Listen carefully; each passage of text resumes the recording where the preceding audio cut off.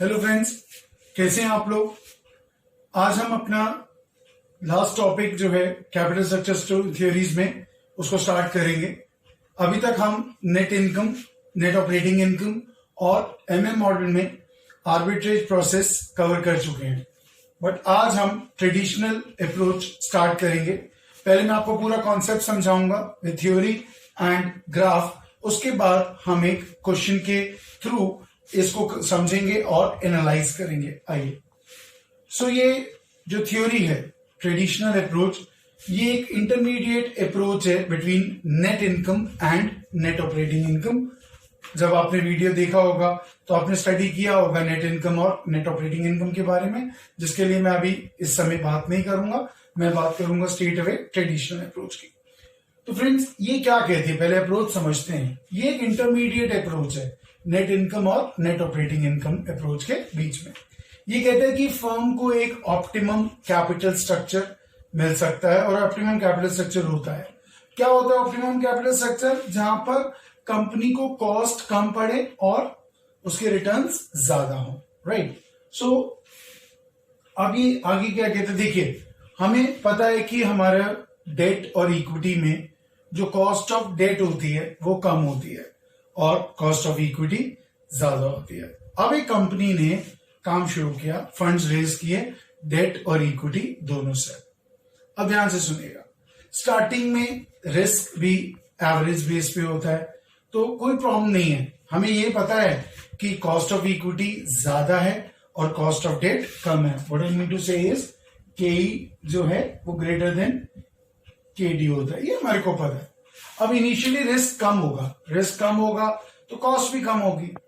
अभी आप डिवेंचर्स को कम रेट ऑफ इंटरेस्ट पे लॉन्ग टर्म डेट को रेज कर रहे हैं, लेकिन over a period of time जैसे जैसे रिस्क बढ़ता जाएगा तो क्या होगा, दो बातें होंगी, ध्यान से सोचिए। मैं आपको इसको एक एग्जाम्पल के थ्रू समझाता हूं। सपोज आज आपने 50 लाख का लोन ले रखा है बैंक से, ठीक है, से फॉर 8 years। अब आप दोबारा बैंक के पास एक फ्रेश लोन के लिए अप्रोच करते हैं, तो बैंकर आपको रेट ऑफ इंटरेस्ट देख के चार्ज करेगा। मींस देयर आर चांसेस कि रेट ऑफ इंटरेस्ट बढ़ जाए। क्यों बढ़ जाए? क्योंकि एग्जिस्टिंग लोन अभी आपका है, अभी आप रेट ऑफ इंटरेस्ट पे कर रहे हैं अपने 50 लाख के लोन पे। राइट। तो पहली चीज है कि आपका कॉस्ट ऑफ डेट एक पर्टिकुलर लिमिट के बाद, एक पर्टिकुलर लेवल के बाद इंक्रीज करे, फर्स्ट। एंड सेकेंडली, क्योंकि रिस्क भी इन्वॉल्व है तो कॉस्ट ऑफ डेट रेज कर जाएगा। राइट। अब ध्यान से सुनिएगा, जब कॉस्ट ऑफ डेट रेज करेगा तो इक्विटी शेयर होल्डर्स क्या कहेंगे? इक्विटी शेयर होल्डर्स कहेंगे बॉस सीधी बात है, अभी आप हमारे को as an equity share holder से 16% रिटर्न दे रहे हो, ठीक है। अब रिस्क बढ़ेगा तो हमारे को पता है higher the risk higher the return. अब जब आप डेट वालों की कॉस्ट को इंक्रीज करेंगे, उनको ज्यादा इंटरेस्ट देंगे, तो इक्विटी की कॉस्ट भी इंक्रीज होगी। राइट। तो जिसको हम अब समझेंगे इस अप्रोच से। आइए, so what does this approach says? Traditional approach is an intermediate approach between NI and NOI. As per this approach an optimum capital structure does exist. Market value of the firm can be increased and the average cost of capital can be reduced through a prudent manipulation of leverage. ठीक है। अब उसमें क्या है आपका फंडा, आपका सीधा आपको क्या ध्यान रखना है कि आप एक लेवल तक तो अपनी कॉस्ट को कम कर लेंगे, लेकिन उसके बाद आपकी कॉस्ट ऑफ डेट बढ़ेगी एंड एज अ रिजल्ट आपकी मार्केट वैल्यू डाउन होने के चांसेस हो जाएंगे। आइए, the cost of debt capital increases if debt increases beyond a definite limit. एक लिमिट तक आपको डेट मिल रहा है, से 10% 12% पे, बट उसके बाद रिस्क बढ़ेगा तो जो नए मनी लेंडर्स आएंगे, जो मैंने आपको बैंक का एग्जांपल दिया था, जो नए मनी लेंडर्स आएंगे उनको आपको ज्यादा रेट ऑफ इंटरेस्ट देना पड़ेगा। तो एज अ रिजल्ट इक्विटी की कॉस्ट भी बढ़ जाएगी। आइए देखिए, this is because the greater risk of business the higher rate of interest the creditors would ask for. Risk बढ़ेगा तो जो नए क्रेडिटर्स आएंगे वो अब आपसे ज्यादा इंटरेस्ट मांगेंगे, और वो ज्यादा इंटरेस्ट मांगेंगे तो इक्विटी शेयर होल्डर्स कहेंगे भाई मेन तो हम है कंपनी के ओनर्स, और हम जब पहले से ही ज्यादा रिस्क ले रहे हैं, हम अब और रिस्क बढ़ेगा तो हमारी रिटर्न इंक्रीज कीजिए। फिर क्या होगा? The rate of equity capitalisation will also increase, के भी इंक्रीज करेगा, अभी हम देखेंगे ग्राफ में। Thus there remain no benefit of leverage. हमने कहा था ना एनआई में कि हम अगर लेवरेज यूज करते हैं, डेट यूज करते हैं, तो हमारी क्या होता है, हमारी जो मार्केट वैल्यू इंप्रूव कर जाती है ना। आपने एनओआई में देखा था, एनओआई में स्टेट अवे क्या था, आपने वैल्यू ऑफ द फर्म निकाली थी, राइट, और एनआई में पहले वैल्यू ऑफ इक्विटी निकाली थी और उसमें डेट की वैल्यू ऐड करके वैल्यू ऑफ फर्म निकाली थी। लेकिन यहां पर एक पर्टिकुलर लेवल के बाद आपको लेवरेज का, आपको डेट का बेनिफिट कम हो जाएगा, क्योंकि रिस्क बढ़ने से नए क्रेडिटर्स ज्यादा रिटर्न डिमांड करेंगे और उससे कॉस्ट ऑफ डेट बढ़ जाएगी और आपका बेनिफिट लेवरेज का कम हो जाएगा। सो क्या कहते हैं? The rate of equity capitalisation will also increase, thus there remain no benefit of leverage। आपको कोई बेनिफिट लेवरेज का नहीं मिलेगा when debts are increased beyond a certain limit। तो एक लेवल तक आपके पास क्या रहेगा? कॉस्ट नॉर्मल रहेगी, लेकिन उसके बाद cost of debt will start rising. आइए हम उसको ग्राफ से समझते हैं। सो एक्स एक्सिस पे डेट है, ये आपका लेवरेज है, और वाई एक्सिस पे कॉस्ट है। देखिए केडी आपका अभी तक स्टेट चल रहा है, इसके बाद ये टर्न लेगा यहां से, राइट, और केओ देखिए, केओ इस लेवल तक ठीक है, कोई इश्यू नहीं है, लेकिन इसके बाद KO starts rising and as a result KE also starts rising, right. तो इसका मतलब क्या है? जैसे एक लेवल तक आपको लेवरेज का, आपको अपने डेट में फायदा होगा, आपको कैपिटल स्ट्रक्चर में डेट यूज करने का फायदा होगा, लेकिन फर्दर जब आप उसको इंक्रीज करेंगे बियॉन्ड अ लिमिट, उसके बाद आपको लेवरेज का, आपको डेट का अपने कैपिटल स्ट्रक्चर में कोई फायदा नहीं होगा। क्यों? क्योंकि आपकी overall cost of capital, weighted average cost of capital increase करेगी and as a result cost of equity भी इंक्रीज करेगी, और उसका इंपैक्ट पड़ेगा आपकी वैल्यू ऑफ द फर्म पे, जिसको हम अब करेंगे एक एग्जाम्पल। सो फ्रेंड्स, अब जो हम एग्जाम्पल स्टार्ट करने लगे, इससे आपको ये क्लियर हो जाएगा जो हमने थ्योरी में डिस्कस किया था और जो हमने ग्राफ में डिस्कस किया था, ठीक है। तो इस क्वेश्चन में क्या है, आपके पास एनओआई दी हुई है कंपनी की, कितनी है वो? 3 लाख रुपीस। अब उसने आपको इक्विटी कैपिटलाइजेशन रेट दिया हुआ है 3 केसेस में। पहले केस में कहता है कोई भी डेट नहीं है, लॉन्ग टर्म लोन नहीं है। दूसरे केस में कहेगा आपके पास डेट होगा। फिर तीसरे केस में भी कहेगा डेट हम और इंक्रीज करेंगे, राइट। सो क्या होगा इसमें फंडा, आइए देखते हैं। कहते हैं KIC limited has provided the following information, NOI ₹3 lakh, equity capitalisation rate if the firm uses only equity. अगर सिर्फ इक्विटी यूज कर रही है तो केई कॉस्ट ऑफ इक्विटी इज 15%। अगर फर्म यूज कर रही है डेट कितना 6 लाख का, तो रेट ऑफ इंटरेस्ट है 7.5%। इससे केई कितना हो जाएगा? 15% पहले था, अब केई हो जाएगा 16.5%। अब अगर फर्म और डेट को रेज करती है, 6 लाख से 9 लाख करती है, तो रेट ऑफ इंटरेस्ट 7.5% से 9% हो जाता है। इसका मतलब हमारे पास 3 केसेस बनेंगे जो अभी हम डिस्कस करेंगे। हमें क्या कैलकुलेट करना है? Market value of the company, दूसरा वैल्यू ऑफ इक्विटी, और तीसरा weighted average cost of capital. आइए हम स्टार्ट करते हैं। तो हमारे पास 3 पॉइंट्स क्या बन जाएंगे? No debt, debt of ₹6 lakh at the rate of 7.5% and debt of ₹9 lakh at the rate of 9%। आइए स्टार्ट करें। सो एनओआई फ्रेंड्स, एनओआई तीनों केसेस में 3 लाख रुपीस,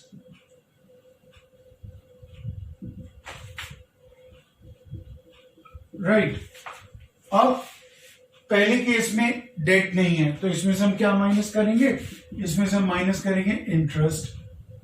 फ्रेंड्स, यहां तो कोई इंटरेस्ट होगा ही नहीं क्योंकि आपके पास डेट है ही नहीं। दूसरे केस में इंटरेस्ट कितना होगा? 6 लाख का 7.5%, that is 45,000, right. And similarly 9 lakh का 9% दैट इज 81,000। अब आपके पास क्या आ गया? अब आपके पास आ गया फ्रेंड्स ईबीटी। कितना आ गया ईबीटी? इधर आ गया पूरा 3 लाख, इधर आ गया फ्रेंड्स 2,55,000 और इधर आ गया आपके पास 2,19,000। ये लीजिए ईबीटी आ गया। टैक्स है नहीं, ठीक है, प्रेजेंटेशन के लिए हम टैक्स को निल निल निल कर देते हैं, राइट। अब आपके पास ईएटी और नेट इनकम कितना आ गया? 3 लाख इधर, राइट, 2,55,000 इधर और 2,19,000 इधर। अब क्या करना है?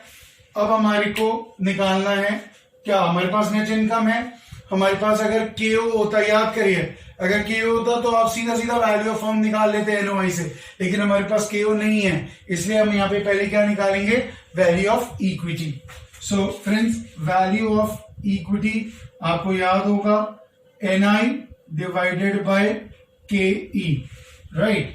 अब देखिए, पहले केस में के ई है 15%, दूसरे में 16.5% और तीसरे में 19.5%। तो हम यहां पर पहले वैल्यू ऑफ इक्विटी निकालेंगे, फिर उसके बाद हम आगे चलेंगे। तो आप क्या करेंगे? वैल्यू ऑफ इक्विटी में यहां पर जो आपकी के ई है इसको आप डिवाइड करेंगे 15% से। सो देखिए, यहां वैल्यू ऑफ इक्विटी आपकी कितनी बन जाएगी? ये आपकी बन जाएगी 3 लाख डिवाइडेड बाय 15%, ठीक है। 3 लाख डिवाइड बाय 15%, ये बन जाएगी 2,55,000 डिवाइडेड बाय 16.5%, ठीक है। और तीसरी वाली बन जाएगी फ्रेंड्स 2,19,000 डिवाइडेड बाय 19.5%, राइट। अब आपकी तीनों वैल्यू से वैल्यू ऑफ इक्विटी कैलकुलेट होगी, उसमें वैल्यू ऑफ डेट ऐड कर देंगे तो हमारे पास क्या आ जाएगा? Market value of equity. आइए, सो इसमें वैल्यू ऑफ इक्विटी आ गई आपकी फर्स्ट केस में 20 lakh, that is 3 lakh by 15%। Second case में आ गई 15,45,455 और फ्रेंड्स थर्ड केस में आ गई 11,23,077। सो देखिए, आपके पास वैल्यू ऑफ इक्विटी आ गई है। अब क्या करेंगे? अब आप वैल्यू ऑफ डेट इसमें ऐड करेंगे। आइए डेट ऐड करते हैं, इसको हम इधर कंटिन्यू कर लेते हैं। हमारे पास debt VD, value of debt, यहां 0, यहां 6 लाख और यहां 9 लाख, राइट। सो अगर मैं इसको यहां पर कंटिन्यू कर दूं तो value of firm will be first में 20 लाख, सेकेंड में 15 + 6 21 लाख 4,5,455 एंड थर्ड में 11,23,07 प्लस 9 लाख इक्वल्स टू 2,023,077। ये लीजिए, ये आ गई आपकी वैल्यू ऑफ फर्म। अब क्या करना है? अब हमारे को केओ निकालना है। द लास्ट स्टेप आपको पता है, आपके पास एनओआई है, एनओआई को आप इंडिविजुअल केस में किससे डिवाइड करेंगे? वैल्यू ऑफ फर्म से, तो केओ आ जाएगी। आइए इसे कंक्लूड करें। सो केओ equals NOI that is 3 lakh, इधर भी 3 लाख और इधर भी 3 lakh, this divided by 20 lakh into 100, this divided by 2145, 455 into 100, and this divided by 2023077 into 100, right? So friends, यहां तो देखिएगा फर्स्ट केस में आपकी जो KO है that will be equals to KE. Why? क्योंकि फर्स्ट केस में फर्म के पास डेट है ही नहीं. Firm is 100% all equity based company, right. तो यहां पर आपकी जो वैल्यू निकल के आएगी फ्रेंड्स, वो कितनी आएगी? इस केस में आएगी स्ट्रेट अवे 15%, दूसरे केस में आएगी 13.98% अप्रॉक्स. और अब ध्यान से सुनिए, अब आपकी वेटेड एवरेज कॉस्ट तीसरे केस में बढ़ जाएगी क्योंकि डेट की कॉस्ट बढ़ गई है. लेवरेज का बेनिफिट, डेट को लगाने का बेनिफिट कंपनी को अवेलेबल नहीं हो रहा है एंड एज अ रिजल्ट आपकी ओवरऑल कॉस्ट ऑफ कैपिटल अब बढ़ जाएगी, विच विल बी फ्रेंड्स कितनी आ जाएगी? It will be 14.82% approx. ये लीजिए. तो एक बार फिर देख लेते हैं अपनी कैलकुलेशन. NOI 3 लाख, कोई डेट नहीं है. इधर डेट है 6 lakh at the rate of 7.5%, इधर है 9 lakh at the rate of 9%. So interest इधर नील, इधर 45,000 और इधर आ गया 81,000, राइट. फिर EBT आ गई आपके पास 3 लाख, 2,55,000 एंड 2,19,000. टैक्स है नहीं. फिर आपके पास EAT या नेट इनकम आ गई. नेट इनकम के बाद हमने क्या निकाला? Value of equity. I am going to repeat this again क्योंकि KO नहीं है तो वैल्यू ऑफ फर्म डायरेक्टली नहीं निकलेगी. पहले आपको वैल्यू ऑफ इक्विटी निकालनी पड़ेगी और वैल्यू ऑफ इक्विटी का फॉर्मूला आपको पता है, that is net income divided by K. सो आपने नेट इनकम को डिवाइड किया KE से. फर्स्ट केस में 20 लाख आ गया value of equity, second case में फ्रेंड्स 1545 455 एंड थर्ड केस में 11230777. इसमें वैल्यू ऑफ डेट ऐड करेंगे. फर्स्ट केस में कोई डेट है नहीं, 0. सेकंड केस में डेट है आपके पास 6 लाख, ऐड कर दिया. थर्ड केस में 9 लाख, ऐड कर दिया. So finally value of the firm 20 lakh, 21,45,455 and 20,23,077. Now last step, value of the firm KO. आपको पता है KO आप निकाल सकते हैं, दैट इज आपने क्या किया? NOI divided by the value of the firm. तो फर्स्ट केस में 3 लाख अपॉन 20 लाख, सेकेंड केस में 3 lakh upon the value of the firm 21,45,455 and third case में 3 lakh divide by 20,23,077. So first देखिए 15%, यहाँ कोई डेट नहीं है. So cost of equity is equal to the weighted average cost of capital. इधर डेट लगाया तो कॉस्ट कम हो गई. लेकिन थर्ड केस में यही तो इसके प्रॉब्लम है कि थर्ड केस में जो आपने डेट को इंक्रीज किया और डेट की कॉस्ट बढ़ गई, एज अ रिजल्ट आपकी overall cost of capital will increase. So this completes our traditional approach. Thank you.